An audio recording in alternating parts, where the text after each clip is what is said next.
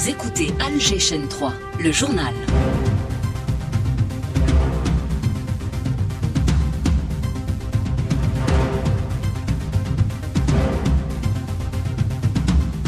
Retour en ce vendredi 3 mai, journée internationale de la liberté de la presse, sur la cérémonie organisée hier au CIC, cérémonie présidée par le chef de l'État, une tradition instaurée par le président de la République depuis qu'il a accédé à la magistrature suprême.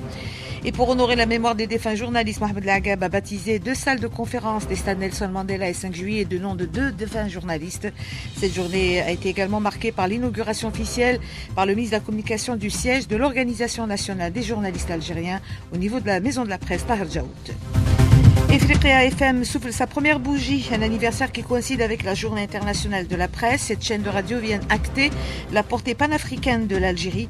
Le directeur général de la radio algérienne, Mohamed Barali, se dit satisfait du travail accompli en une année. Et comment exercer sa profession de journaliste dans les territoires occupés sahraouis lorsqu'on sait que les journalistes sahraouis subissent des intimidations et des poursuites judiciaires de la part de l'occupant marocain. Nous en parlerons dans ce journal avec notre envoyé spécial à Boujdour, Nesrine Dahmoun. Nadir El-Arbaoui est arrivé ce soir en Gambie. Le Premier ministre va prendre part au sommet de l'OCI qui s'ouvre demain à Banjul en tant que représentant du président de la République, Abdelmajid Tebboune. La Cour pénale internationale dénonce les tentatives d'atteinte à l'indépendance et à l'impartialité de la CPI de la part de l'entité sioniste, alors que la Cour s'apprête à lancer des mandats d'arrêt contre Netanyahou et son cabinet de guerre. Et puis gros plan, ce mois de patrimoine sur un habit ancestral qui a traversé bien des époques, le burnous algérien qui porte en lui tout un symbole. Il est lié à l'histoire, à la culture et au patrimoine.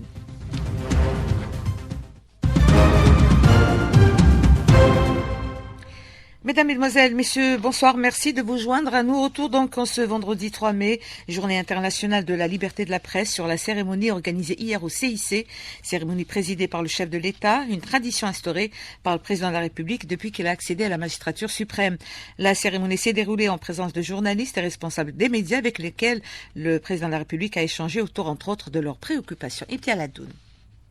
Les différentes rencontres entre les journalistes et le président de la République sont devenues une tradition établie, ce qui constitue une initiative louable pour appliquer la famille médiatique dans la construction de la nouvelle Algérie. Zahreddin Smati, PDG du journal Al-Khabar. C'est une tradition qu'il a créée, Monsieur le Président, suit de près l'évolution de la presse algérienne. C'est un président qui a toujours milité pour que la presse nationale doit jouer les premiers rôles pour défendre les intérêts de la nation et surtout créer des espaces pour que le citoyen puisse aussi exprimer ses opinions. Pour Senjaballah Belkacem, journaliste indépendant, le processus législatif et organisationnel a permis l'adoption de nouvelles lois. Il salue d'ailleurs le bilan des réalisations du secteur médiatique. Les annonces sont vraiment prometteuses et encourageantes, surtout qu'il y a énormément d'organismes qui vont être mis en place, qui vont faciliter l'exécution des lois qui ont été concernant aussi bien l'audiovisuel que la presse écrite. Et c'est assez encourageant aussi bien pour la presse nationale que pour les journalistes eux-mêmes qui en ont bien besoin. Pour sa part, le journaliste Younes Sabr Shrif considère que les réalisations accomplies dans le paysage médiatique reflètent une volonté politique claire de promouvoir le secteur. Cette cérémonie atteste le soin qu'accorde le président de la République à la liberté de la presse et à la corporation. Espérons qu'il y aura plus d'acquis pour la classe médiatique en Algérie. Le suivi de ces transformations nécessite l'engagement de la famille médiatique dans la présentation d'un contenu significatif et objectif et faire face aux campagnes malveillantes visant la stabilité et l'unité de l'Algérie.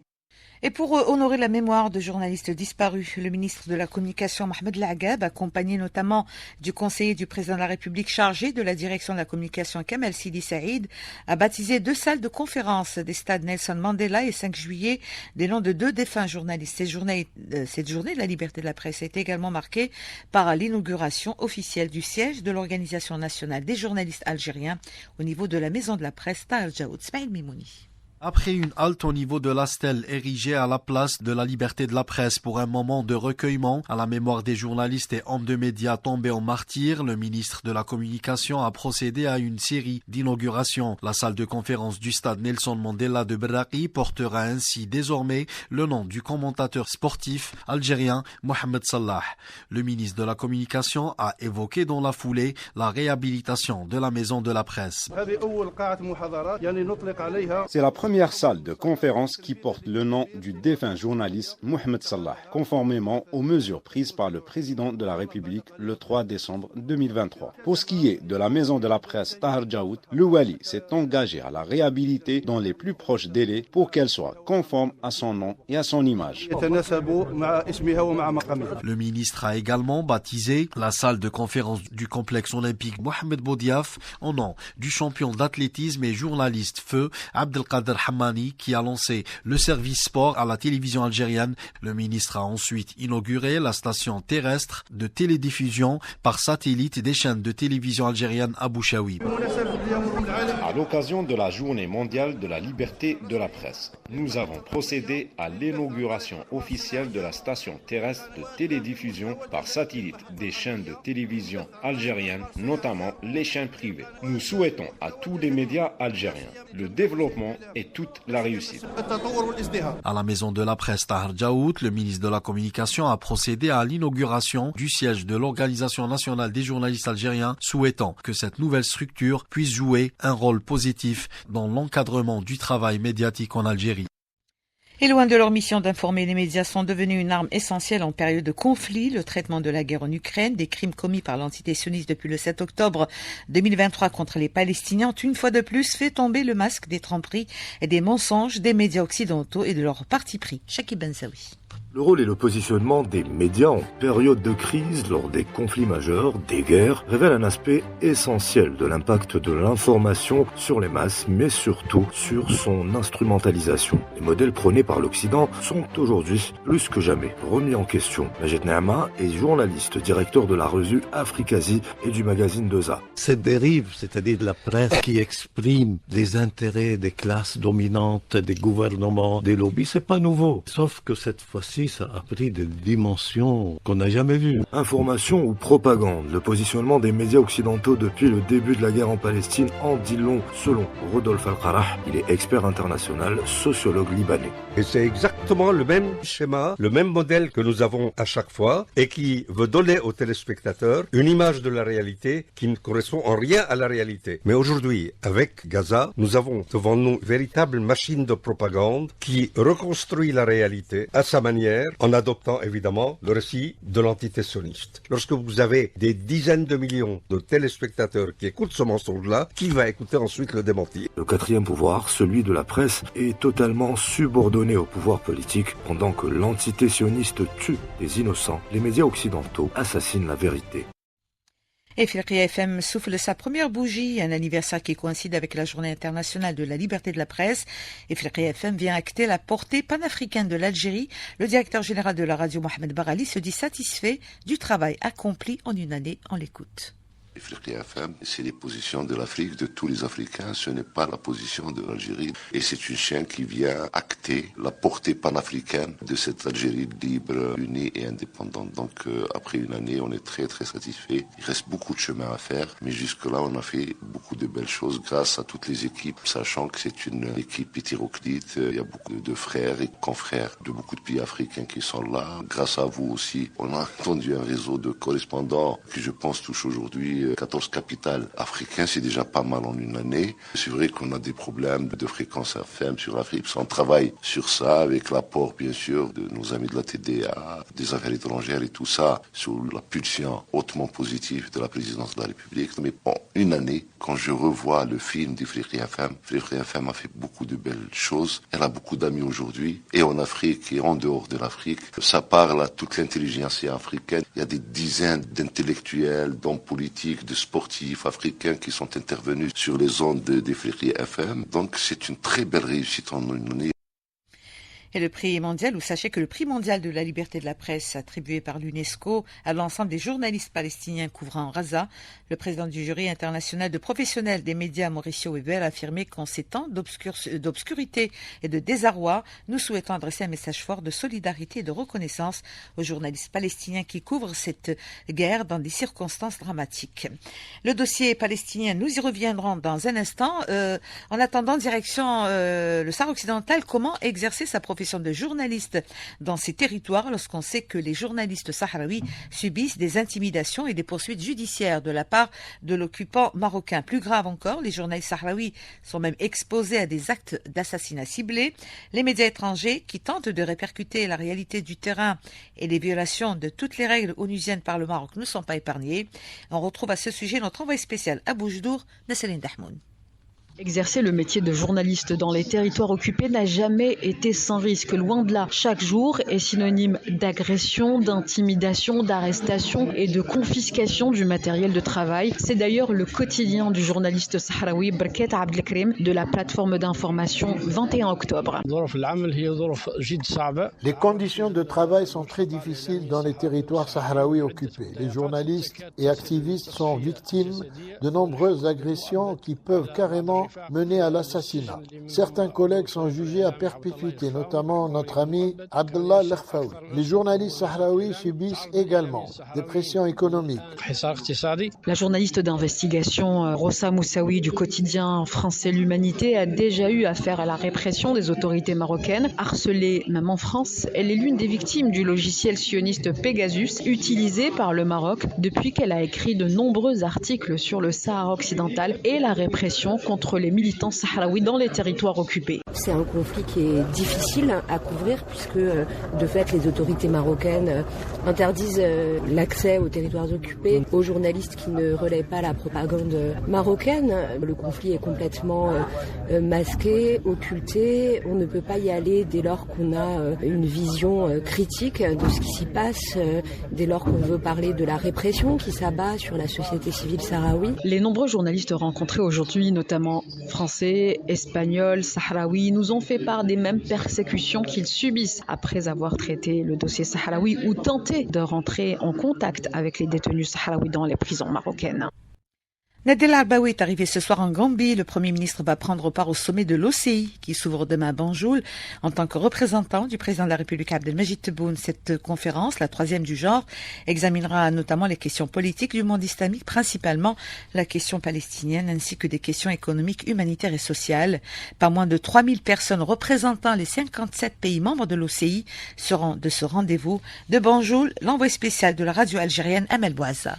Banjul reçoit les délégations des 4 coins du monde à l'occasion du 15e sommet des chefs d'État et de gouvernement de l'Organisation de la coopération islamique. L'OCI, créé en 1969, il s'agit d'un ensemble de pays unis par un héritage islamique commun, une caractéristique qui impactera les ordres du jour du sommet, qu'il s'agisse des crises politiques, terrorisme, pauvreté ou autres défis de développement qui affectent la communauté musulmane mondiale et notamment africaine. Pour accueillir cet événement d'envergure mondiale, la Gambie a mis les petits plats dans les grands. Les petits pays peuvent accueillir de grands événements, affirme le président gambien Adama Barrow lors d'un point de presse.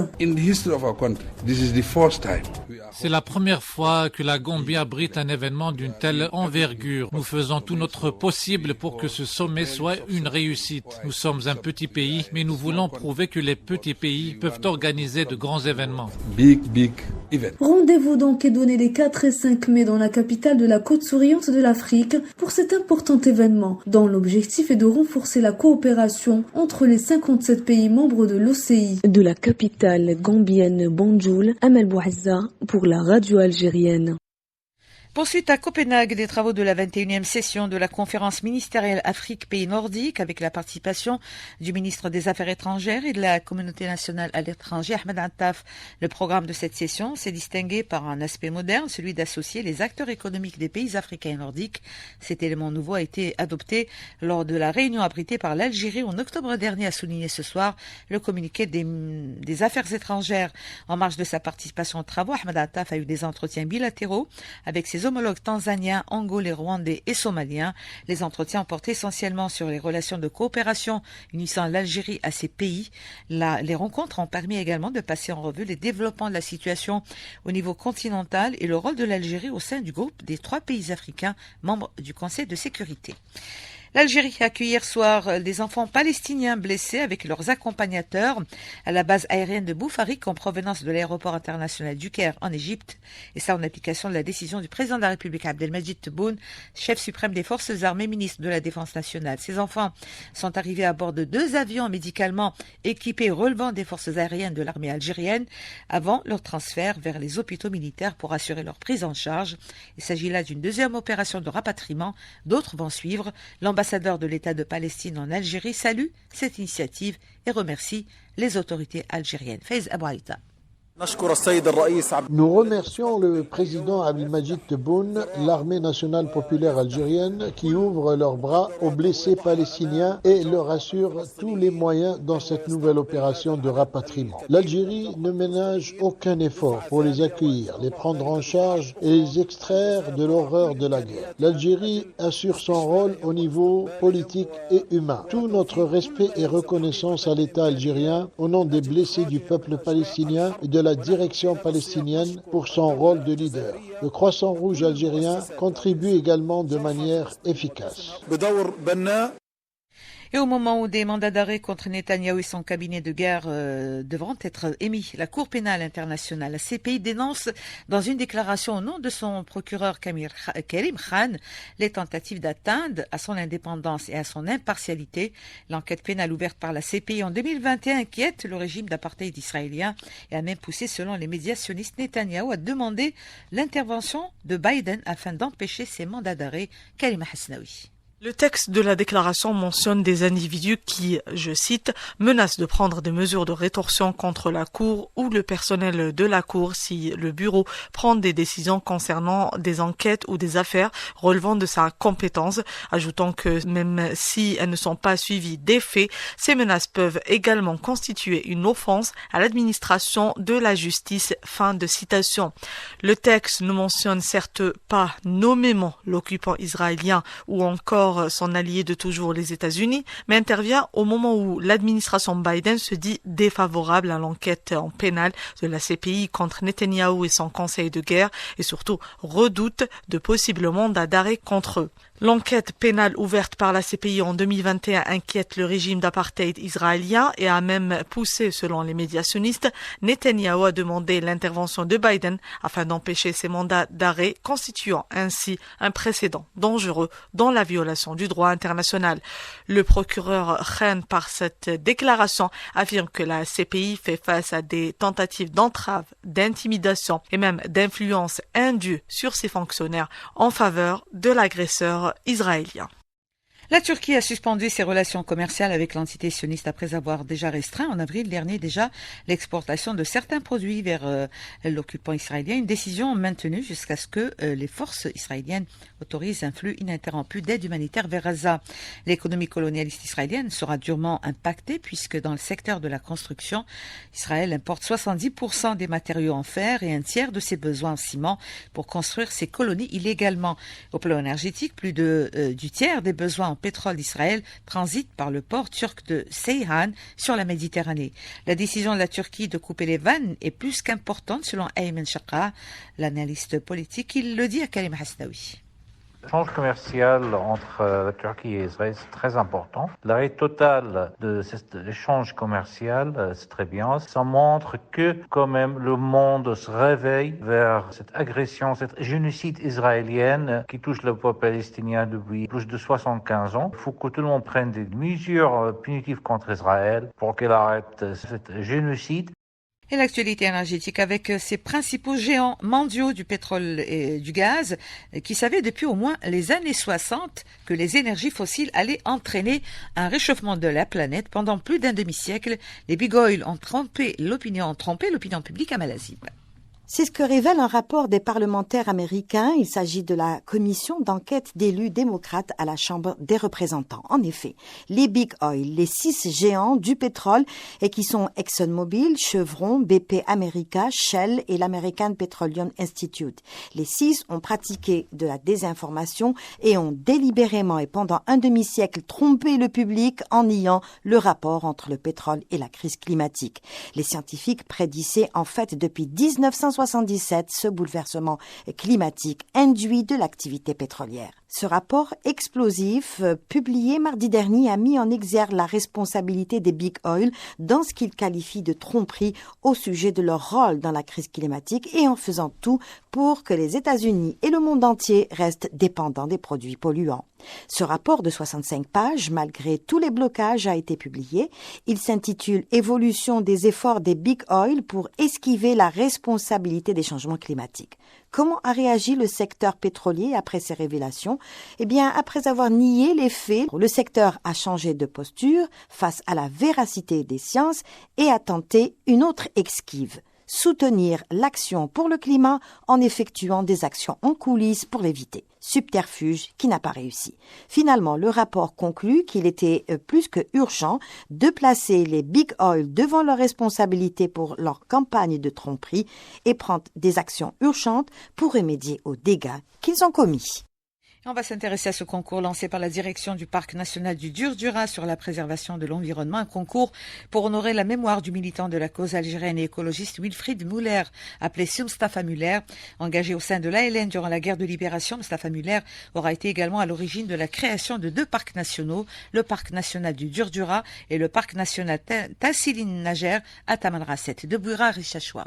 Il s'agit de Wilfried Müller, originaire de l'Autriche. Il s'était brillamment distingué par un parcours révolutionnaire exemplaire auprès de l'ALN. Ahmed Dalilesh, conservateur principal chargé du département animation et sensibilisation au Parc national Djurdjura. Wilfried Müller, alias Mustafa Müller, un Autrichien d'origine qui s'est distingué par 2 parcours exemplaires. Le premier parcours en tant que révolutionnaire dès lors qu'il a rallié la cause algérienne auprès de l'ALN. Plusieurs hommages méritoires lui ont été rendus pour cet engagement sans faille. Après l'indépendance, étant un adepte de la nature, Mustafa Müller s'engage dans le secteur des forêts. Il était parmi les précurseurs de la création des parcs nationaux en Algérie. À cet effet, le PND organise un concours vert au grand public sur des thématiques diverses, explique le même interlocuteur. Cette première édition d'un concours vert de dimension nationale ouvert au grand public avec des thématiques diverses, à savoir des articles de presse, de la poésie, du dessin, de la vidéo. Ce concours est prévu pour le 31 mai et 1er juin de l'année en cours au niveau du Centre national des sports et loisirs de Tiksta. Le dernier délai de remise des réalisations est prévu pour le 20 mai. Plusieurs personnalités ayant côtoyé Mustafa Müller prendront part à cet événement. Quant au concours, il suffit de consulter la page Facebook du Parc national Djurdjura. Bouira Aris Chachoua, Algéchien 3.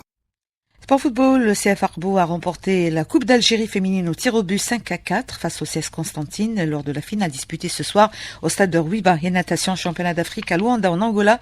2 médailles d'or remportées ce soir par l'Algérie, Rania Nefsi aux 400 mètres nage libre et Jawad Sayoud sur la même distance. Le sport, on y revient dans un instant avec Nassim Adjaoud dans le journal des sports. Et rapidement, gros plan ce mois du patrimoine sur un habit ancestral qui a traversé les époques, le burnous algérien qui porte en lui tout un symbole. Fatah Boumadi. Le burnous algérien, un manteau en laine, sans manches et sans ornement, composé seulement d'une capuche, est un vêtement ancestral qui date depuis plusieurs siècles. Avant, il se portait quotidiennement, été comme hiver, et de nos jours, il se porte occasionnellement. Louisa Galaise, chercheur au CNRPH. Nous n'avons pas une date de son existence. Mais quand on regarde les vestiges de l'histoire, Massinissa, dans le peu de choses que nous avons sur lui, a autour du cou quelque chose qui ressemble à un khnaq de burnous. Le khnaq, c'est cette broche qu'on a devant. Alors ça dépend, quand on est à cheval ou quand on fait la guerre, on l'a devant parce qu'on court. Quand on est en position assise ou dans le marché, on l'a derrière la nuque. Ça sert d'abord à maintenir le burnous, ça sert aussi à maintenir le mona, la capuche. Le mona qui par ailleurs peut servir de couffin au marché. Donc c'est un vêtement très utilitaire. Il est fait à base de laine, il n'y a pas d'ornement, il n'y a pas, même si le khnaq aujourd'hui se veut en fil d'argent ou en fil d'or pour les chevaliers, mais autrefois c'était juste un vêtement utilitaire, tout comme l'était le melhfa pour les femmes. Et il existe plusieurs catégories de burnous. On a des burnous blancs, on a des burnous verts, colorés d'ailleurs. Puis on a des burnous marrons. Et puis il y a aussi des burnous à base de poils de chameau. Le burnous blanc, c'est pour Monsieur Landa, c'est tout le monde qui le porte. Le vert, c'est pour les maîtres. Cheikh de Zawiya, maître d'école coranique, assis avec son burnous. Le marron, qui par la suite va donner la teinte verte ou noire, c'est pour surtout les hommes politiques. En somme, le burnous algérien est un héritage ancestral, un patrimoine culturel précieusement conservé et un vêtement indémodable. Voilà, c'est la fin de ce journal. Merci à toute l'équipe qui m'a accompagné. Fatah Mokhokh et Hafid Medja qui était à la réalisation, Krimo à la technique, Nesrine à la régie. Merci aussi à Mouni qui était au streaming vidéo. Dans un instant, la météo avec Amin Mounir, suivi du journal des sports avec Nassima Djaoud. Merci de nous rester fidèles.